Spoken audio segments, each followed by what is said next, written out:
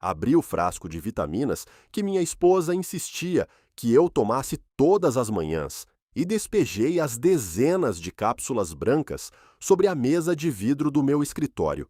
Com a mão firme, peguei o laudo do laboratório toxicológico que meu detetive particular acabara de me entregar. O papel timbrado confirmava o impensável. Aquilo não era complexo B, eram doses microscópicas de digitálicos e potássio sintético, uma combinação letal projetada para causar um infarto fulminante e indetectável em um homem da minha idade. Horas antes, através de uma escuta escondida no carro dela, eu a ouvi rindo com um amante, que por acaso era o meu corretor de seguros.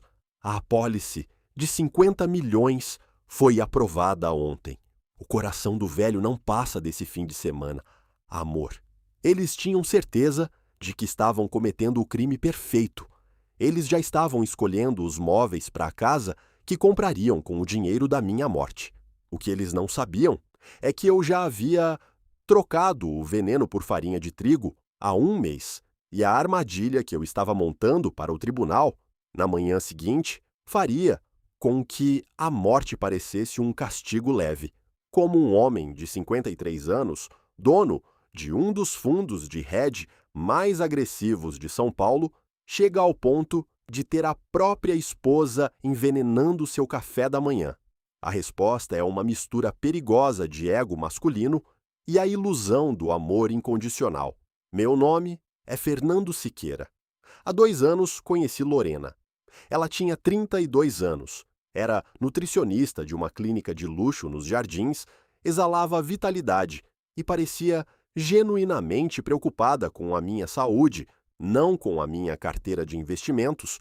Eu havia acabado de passar por um divórcio exaustivo que durou 5 anos.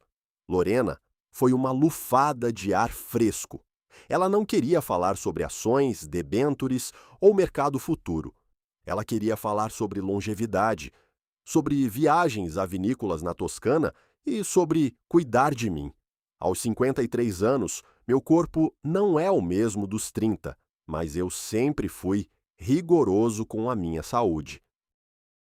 Corria todas as manhãs, jogava tênis e meus exames cardiológicos eram exemplares. Quando nos casamos, com separação total de bens, uma regra inegociável da qual nunca abri mão, Lorena assumiu o controle da minha rotina.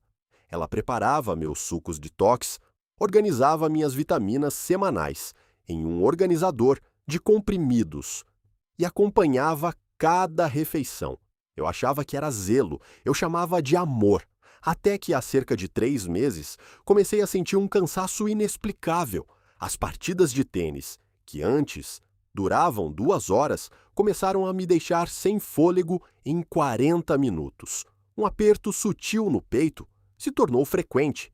Fui ao meu cardiologista de confiança, Dr. Henrique, que fez um eletrocardiograma e notou uma leve arritmia. Nada alarmante para a sua idade, Fernando, ele disse, analisando o papel impresso. Mas precisamos monitorar. O estresse do mercado financeiro cobra seu preço. Quando contei a Lorena, ela chorou, um choro tão convincente que me senti culpado por fazê-la sofrer.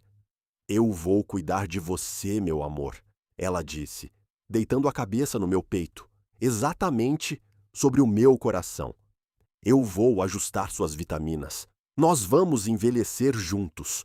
O que eu não percebi na época foi que, enquanto ela chorava no meu peito, ela estava literalmente contando os meus batimentos cardíacos, calculando quanto tempo faltava para eles pararem de vez. A primeira fissura na máscara de Lorena não veio pela saúde, mas pelo dinheiro. Eu não me tornei bilionário sendo desatento aos números. Em uma terça-feira comum, eu estava revisando os relatórios mensais dos meus débitos automáticos. Uma transferência me chamou a atenção. O prêmio do meu seguro de vida havia triplicado. Liguei imediatamente para o meu corretor, Rafael, um sujeito de 35 anos, bem apessoado, que eu havia ajudado a colocar no mercado quando ele era apenas um analista júnior. Rafael, O que aconteceu com a minha apólice? O valor debitado saltou absurdamente. Ele gaguejou por uma fração de segundo antes de adotar o tom profissional. Ah, Fernando, eu ia te ligar sobre isso hoje à tarde. A Lorena me procurou na semana passada. Ela estava muito preocupada com os seus recentes exames cardiológicos. Como o seu fundo de hedge tem cláusulas de sucessão complexas, ela me pediu para revisar a apólice e garantir que ela não ficasse desamparada caso algo acontecesse. Nós fizemos um upgrade. O prêmio por morte acidental ou natural saltou de 15 para 50 milhões de reais. Senti um calafrio na base da espinha. A Lorena aumentou o meu seguro de vida sem a minha assinatura? Ela usou a procuração de amplos poderes que você assinou no ano passado para as reformas da casa, Fernando. Como ela é a única beneficiária e sua esposa, a seguradora, aceitou. Achei que você soubesse. Ela disse que era um pedido seu. Desliguei o telefone. O escritório, no 20º andar da Faria Lima, pareceu subitamente sem ar. Lorena aumentou meu seguro de vida para 50 milhões de reais usando uma procuração genérica. E ela fez isso logo após o diagnóstico da minha arritmia. Uma mulher apaixonada procuraria um segundo médico. Uma predadora procuraria um corretor de seguros. Aquele foi o momento em que o marido apaixonado morreu e o CI, o frio e calculista, ressuscitou. Liguei para Abreu, meu advogado de confiança e ex-promotor de justiça. Abreu, preciso de uma varredura completa, financeira e digital. Quero a vida da minha esposa e do meu corretor de seguros, Rafael, dissecadas. E mande o Carlos, nosso investigador. Quero que ele coloque escutas no carro da Lorena e rastreie o celular dela. Você acha que ela está desviando dinheiro? Abreu perguntou, o tom imediatamente sério. Eu acho que ela está precificando o meu cadáver, Abreu. E eu não pretendo ser liquidado neste trimestre. O relatório de Carlos, o investigador, demorou apenas 4 dias para ficar pronto. E foi muito pior do que eu imaginava. Lorena e Rafael não eram apenas parceiros em uma fraude de seguros. Eles eram amantes. E não era um caso recente. Mensagens recuperadas do WhatsApp de Rafael, graças a um software de espionagem militar que Carlos utilizou, mostravam que eles estavam juntos há 3 anos. Antes mesmo de Lorena me conhecer naquele leilão beneficente. Foi uma armadilha desde o primeiro dia, Fernando, disse Carlos, espalhando fotos na mesa da minha biblioteca particular. As imagens mostravam Lorena e Rafael entrando em um motel de luxo na rodovia Castelo Branco. O Rafael sabia do seu patrimônio, sabia que você estava vulnerável após o divórcio e plantou a Lorena no seu caminho. Abreu, sentado à minha frente, passava a mão pelo rosto, incrédulo. A separação total de bens foi um obstáculo para eles. O advogado analisou. Se vocês se divorciassem, ela sairia com muito pouco. O Rafael sabia que a única maneira de colocar as mãos na sua fortuna era através de um seguro de vida com ela como única beneficiária. Mas as seguradoras não pagam fortunas se houver suspeita de assassinato. Eu ponderei, a mente trabalhando rápido. Carlos pegou um pendrive. E é por isso que não haverá assassinato, chefe. Haverá uma fatalidade médica. Ele conectou o pendrive ao meu laptop. Era o áudio da escuta instalada no carro da minha esposa. A qualidade era cristalina. Lorena. A procuração passou na seguradora. O Rafael é um gênio. 50 milhões. Voz de Rafael, pelo viva-voz do carro. Eu te falei que dava certo, gata. E a dosagem, como ele está reagindo? Lorena. Ele está exausto. O potássio sintético e a digitalina estão acumulando no miocárdio dele. O coração do velho está trabalhando no dobro do esforço. O médico dele diagnosticou arritmia essa semana. A base está pronta. Rafael, perfeito. Não acelera o processo. Mantenha a dose das cápsulas brancas. No final de semana da nossa viagem para Angra, você dobra a dosagem. Ele vai ter um infarto fulminante. A necrópsia vai apontar morte natural por falência cardíaca agravada pela idade e pelo estresse. Ninguém procura veneno no corpo de um CEO de 53 anos que trabalha 12 horas por dia. Lorena, 50 milhões, Rafa. Eu não aguento mais fingir que gosto de beijar esse velho arrogante. Ele acha que manda no mundo, mas não sabe nem o que engole no café da manhã. O silêncio na biblioteca era absoluto após o fim da gravação. Olhei para o copo de água ao meu lado. Lembrei-me das vitaminas que ela me entregava todas as manhãs, com um sorriso doce e um beijo. O ódio, quando atinge o seu limite máximo, deixa de ser quente. Ele se torna gélido, transforma-se em matemática. Eles querem um infarto, eu disse. A voz tão baixa que Carlos e Abreu tiveram que se inclinar para ouvir. Eles vão ter um infarto, mas a apólice que eles vão receber é outra. Na manhã seguinte, peguei todas as cápsulas brancas do meu organizador de vitaminas. Entreguei metade para Carlos levar a um laboratório forense privado, o qual gerou o laudo que li no início desta história. A outra metade, eu mesmo esvaziei no ralo da pia. Comprei cápsulas vazias em uma farmácia de manipulação e as preenchi com amido de milho. Eu não seria envenenado. Mas para o plano deles e o meu funcionar, Lorena precisava acreditar que eu estava morrendo. As 3 semanas seguintes exigiram de mim a melhor atuação da minha vida. Continuei tomando as pílulas, agora de amido, na frente de Lorena. Para alimentar a ilusão dela, comecei a simular os sintomas do agravamento cardíaco. Eu ofegava ao subir as escadas da nossa mansão. Cancelava reuniões alegando aperto no peito. Durante os jantares, eu massageava o braço esquerdo e suava frio, usando uma toalha úmida no rosto quando ela ia à cozinha. A reação dela era digna de um Oscar. Amor, você está trabalhando demais, ela dizia, com os olhos arregalados de falsa preocupação, acariciando meu rosto. Você precisa desacelerar. O seu coração não está aguentando. Eu sei, querida. Eu sussurrava, fingindo fraqueza. Não sei o que faria sem você cuidando de mim. Toda vez que ela virava as costas, a expressão de preocupação dela se transformava num sorriso sádico e impaciente. Eu via através dos espelhos da casa. Ela estava eufórica, enquanto eu definhava em casa. O Dr. Abreu operava nos bastidores. A primeira coisa que fiz foi revogar secretamente a procuração de amplos poderes que Lorena possuía. Em seguida, acionei o departamento de compliance da seguradora. Eu não cancelei a apólice. Se eu fizesse isso, Rafael seria alertado pelo sistema. Em vez disso, em uma reunião presencial e sigilosa com o CEO da seguradora, um velho amigo de golfe, apresentei as gravações de Carlos. O presidente da seguradora ficou lívido.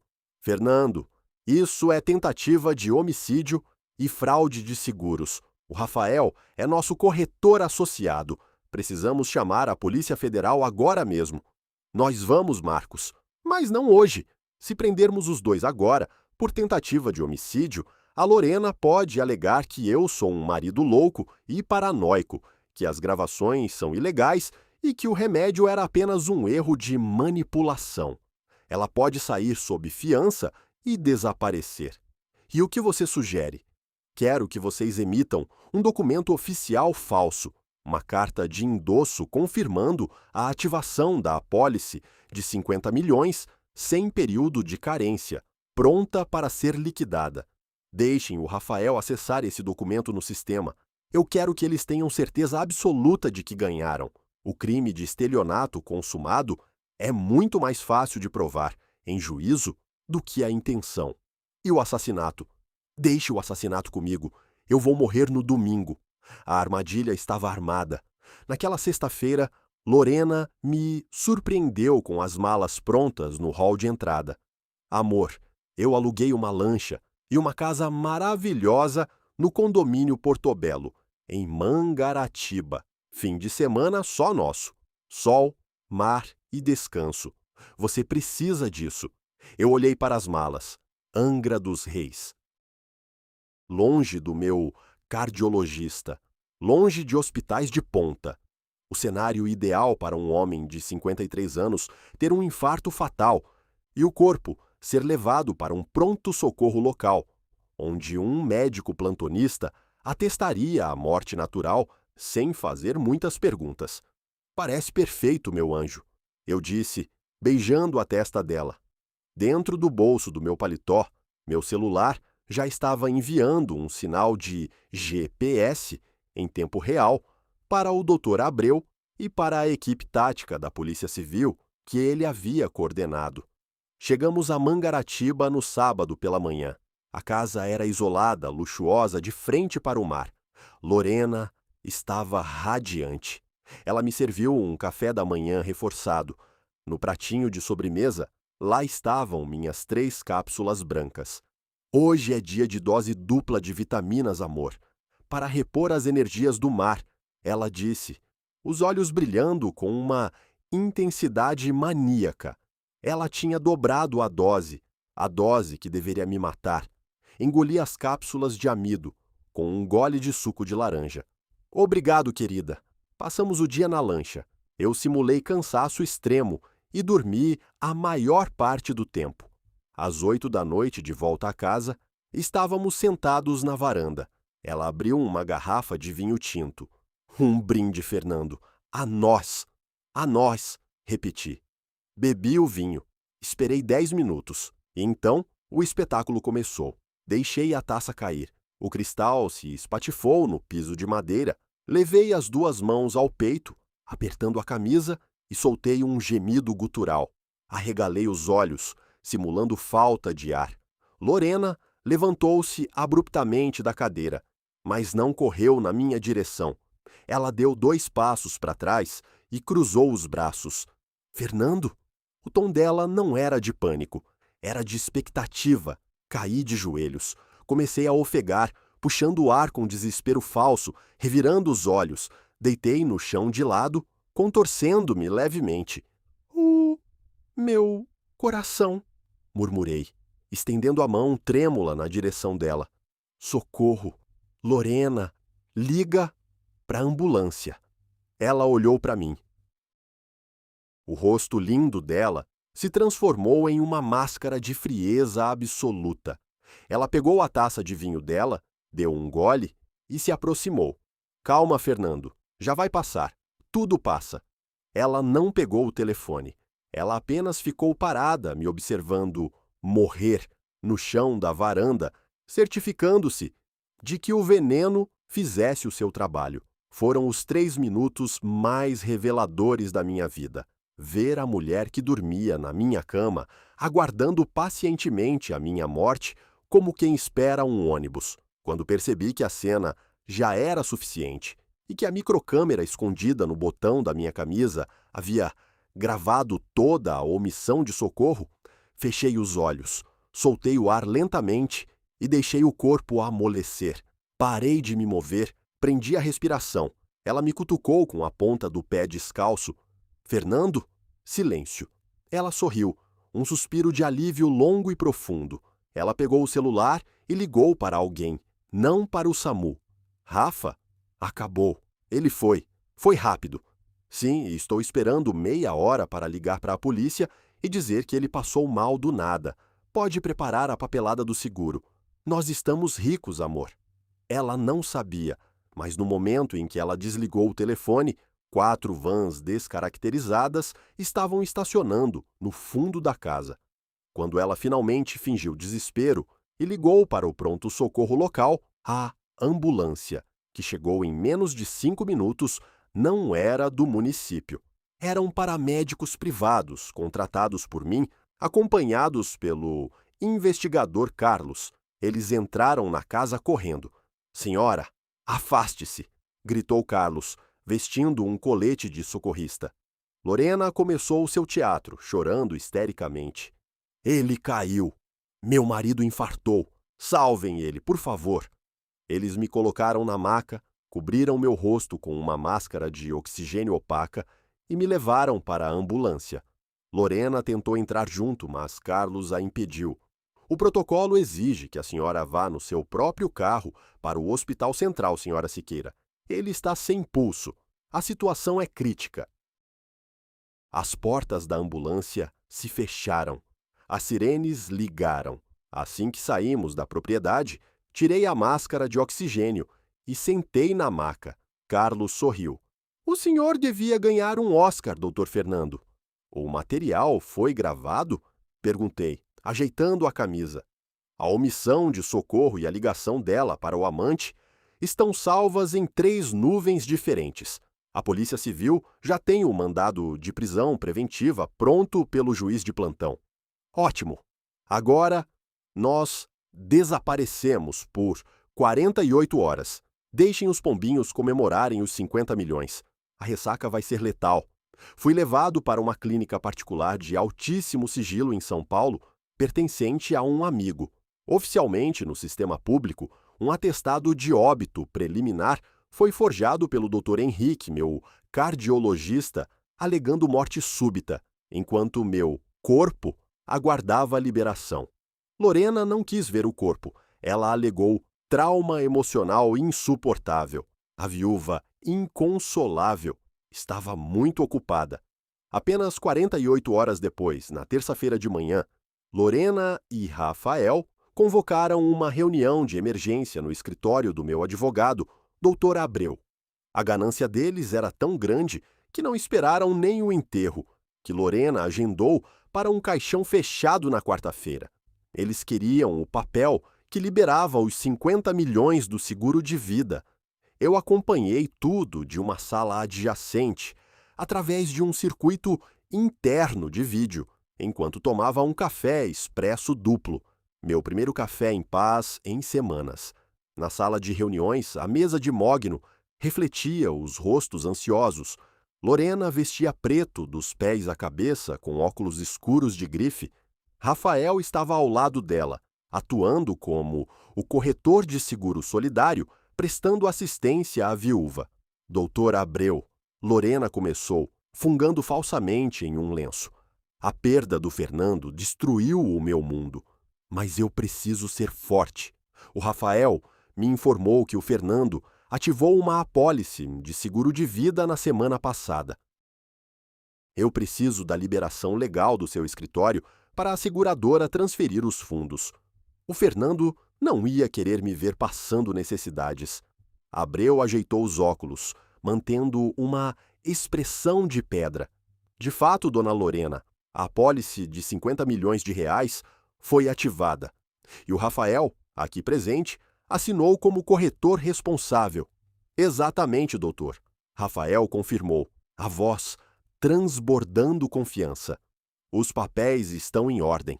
A causa mortis foi infarto agudo do miocárdio, morte natural, sem ressalvas na apólice. Só precisamos da sua assinatura para o compliance da seguradora liberar o Pix. 50 milhões, Abreu murmurou. É muito dinheiro, muda a vida de qualquer um. Dá até para comprar uma casa nova em Angra dos Reis, não é? Lorena e Rafael trocaram um olhar rápido e nervoso. A menção a Angra não passou despercebida. Onde nós vamos comprar uma casa não vem ao caso, doutor. Lorena disse, endurecendo o tom. Apenas assine a liberação. Há apenas um pequeno problema jurídico, Lorena. Abreu disse, recostando-se na cadeira de couro. Que problema? A papelada está perfeita. Rafael interveio, quase levantando da cadeira.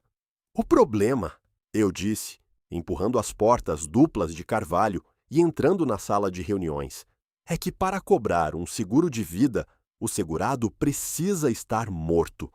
E eu me sinto fantástico nesta terça-feira. O efeito da minha entrada foi devastador. A gravidade pareceu parar de funcionar na sala de reuniões. Lorena soltou um grito agudo, agoniado, como se tivesse visto o próprio diabo emergir do inferno. Ela empurrou a cadeira para trás, com tanta força que bateu na parede. Os óculos escuros caíram no chão. Rafael ficou branco como papel. A mandíbula dele despencou. Ele tentou formar palavras, mas apenas um chiado ininteligível saiu da sua boca. Eu caminhei lentamente até a cabeceira da mesa. Estava usando meu terno azul marinho italiano, o preferido dela, o cabelo perfeitamente penteado. Nenhum sinal do velho infartado de Mangaratiba. Fernando? Lorena sussurrou, tremendo incontrolavelmente, os olhos arregalados, fixos no meu peito, esperando ver um buraco de bala ou um fantasma. Mas você teve um infarto. O seu coração parou. O meu coração parou de bater por você no dia em que descobri que você estava envenenando as minhas vitaminas, Lorena. Respondi a voz fria e cortante como gelo. Apertei um botão no controle remoto que estava na minha mão. A grande tela de TV na parede da sala de reuniões se acendeu. A imagem era o vídeo do meu infarto na varanda de Angra dos Reis. Lorena, de pé, bebendo vinho e me assistindo agonizar no chão. E em seguida, o áudio dela ligando para Rafael. Acabou. Ele foi. Pode preparar a papelada do seguro. Nós estamos ricos, amor. A sala foi preenchida pelo som da própria traição deles. Rafael começou a hiperventilar. Ele olhou desesperado para a porta. Mas antes que ele pudesse se mover, as portas de madeira se abriram novamente. 3 agentes da Polícia Civil, liderados por um delegado que eu conhecia muito bem, entraram na sala. Eles usavam distintivos e coletes balísticos. Rafael Costa e Lorena Siqueira. O delegado disse com a voz de trovão: "Vocês estão presos em flagrante. Os crimes são tentativa de homicídio qualificado por envenenamento e motivo torpe, associação criminosa e tentativa de estelionato contra instituição financeira." Lorena desabou no chão. As pernas simplesmente cederam. "Fernando! Foi ele!" Ela gritou, apontando histericamente para Rafael, enquanto um policial a algemava. "O Rafael me obrigou. Ele disse que você ia me deixar sem nada. Eu te amo, Fernando. Eu nunca ia te machucar de verdade. As vitaminas eram fracas." Rafael, sendo jogado contra a mesa para ser algemado, virou o rosto e cuspiu na direção dela. "Sua vagabunda mentirosa. Você comprou o veneno. Você que dobrou a apólice. Você me disse que o velho era um estorvo." Olhei para os dois se destruindo. Os amantes mortais, reduzidos a ratos covardes, virando uns contra os outros no primeiro sinal do naufrágio. Caminhei até Lorena. Ela estava de joelhos, as mãos presas nas costas pelas algemas de aço, o rosto manchado de lágrimas e terror. "Você me chamou de velho, Lorena. Você achou que 53 anos era a idade da fraqueza. Mas a juventude os fez burros. Vocês tentaram roubar um lobo que já rasgava gargantas no mercado financeiro quando vocês ainda estavam no ensino médio. Peguei a apólice de seguro de vida de 50 milhões que estava sobre a mesa e rasguei-a ao meio. Deixei os pedaços caírem sobre a cabeça dela. E quer saber a maior ironia? Eu sussurrei para ela. As cápsulas que você me deu em Angra eram feitas de amido de milho. Eu troquei tudo. Você tentou me matar com farinha." O delegado os puxou para cima. "Podem levar", ordenou. Os gritos de Lorena ecoaram pelo corredor luxuoso do escritório, misturados com os xingamentos de Rafael até que as portas do elevador se fecharam. 8 meses depois, o julgamento não foi sequer uma batalha. Com as escutas telefônicas legais, autorizadas após minhas denúncias à seguradora, os laudos toxicológicos do veneno que ela comprou e o vídeo da omissão de socorro, a defesa deles foi esmagada. Lorena foi condenada a 18 anos de prisão por tentativa de homicídio triplamente qualificado. Rafael pegou 17 anos, além de ter perdido sua licença de corretor e ter todos os seus bens penhorados para pagar multas estatais. O dinheiro que eles tinham na conta não pagou nem os honorários dos advogados de porta de cadeia que os defenderam. Neste exato momento, Lorena Siqueira, a mulher que adorava bolsas de grife e vinho francês, divide uma cela de 10 metros quadrados com outras 5 detentas na penitenciária feminina de Tremembé. A beleza dela não vai durar 18 anos lá dentro. Quanto a mim, voltei para o meu escritório na Faria Lima. Meu fundo de hedge bateu recorde de captação no último semestre. No mercado financeiro, a história do CEO, que forjou a própria morte para prender a esposa assassina, se tornou uma lenda corporativa. Dizem que os investidores confiam o dinheiro a mim porque sabem que eu não perco para ninguém. E eles estão certos. Meu eletrocardiograma está perfeito. A leve arritmia desapareceu completamente após eu mudar a dieta, para longe das mãos de nutricionistas suspeitas, e voltar aos meus ritmos normais de treino. Há algo libertador em sobreviver ao próprio assassinato. Você descobre que não há nada a temer. O ego envelhece, a paixão engana, a pele cede, mas o intelecto é a única arma que não enferruja. Aos 53 anos, eu percebi que a verdadeira longevidade não se conquista com vitaminas ou apólices de seguro milionárias. A longevidade se conquista certificando-se de que os seus inimigos morram primeiro.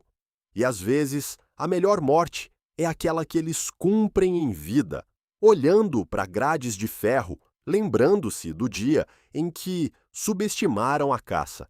Meu celular toca. É o Dr. Abreu, avisando que os documentos finais do divórcio unilateral, sem direito a 1 centavo de partilha devido à condenação criminal, foram averbados. Sorriu, assino um contrato de fusão de empresas de 200 milhões e olho para a janela do 20º andar. Estou mais vivo do que nunca. E o velho manda lembranças